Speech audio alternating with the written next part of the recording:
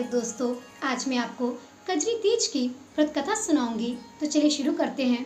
कजरी तीज के दिन माँ पार्वती और भगवान शिव की पूजा करने से अखंड सौभाग्य का आशीर्वाद प्राप्त होता है, साथ ही सुख समृद्धि की प्राप्ति होती है। इस दिन पूजा के दौरान कजरी तीज की व्रत कथा का श्रवण या पाठन जरूर करना चाहिए, तभी पूजा पूर्ण मानी जाती है। पौराणिक मान्यताओं के अनुसार एक गांव में एक ब्राह्मण रहता था जो बहुत गरीब था। उसके साथ उसकी पत्नी ब्राह्मणी भी रहती थी। ब्राह्मण की पत्नी ने भाद्रपद महीने की कजरी तीज का व्रत किया। उसने अपने पति यानी ब्राह्मण से कहा कि उसने तीज माता का व्रत रखा है, उसे चने का सत्तू चाहिए, कहीं से ले आओ। ब्राह्मण ने ब्राह्मणी को बोला कि वो सत्तू कहाँ से लाएगा। इस पर ब्राह्मणी ने कहा कि उसे सत्तू चाहिए, फिर चाहे वो चोरी करे या डाका डाले, लेकिन उसके लिए सत्तू लेकर आए। रात का समय था।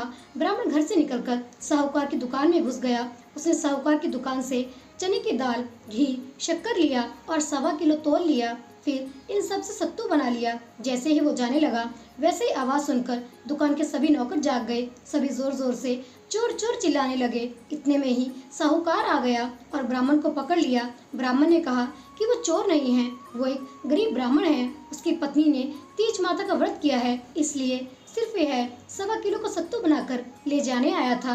जब साहूकार ने ब्राह्मण की तलाशी ली तो उसके पास से सत्तू के अलावा और कुछ नहीं मिला। उधर चांद निकल गया था और ब्राह्मणी सत्तू का इंतजार कर रही थी। साहूकार ने ब्राह्मण से कहा कि आज से वो उसकी पत्नी को अपनी धर्म बहन मानेगा। उसने ब्राह्मण को सत्तू, गहने, रुपए, मेहंदी, लच्छा और बहुत सारा धन देकर दुकान से विदा कर दिया। फिर सबने मिलकर कजरी माता की पूजा की। जिस तरह से ब्राह्मण के दिन सुखमय हो गए, ठीक वैसे ही कजरी माता की कृपा सब पर बनी रहे। तो दोस्तों, इस प्रकार कजरी तीज की व्रत कथा यहीं पर समाप्त हो जाती है।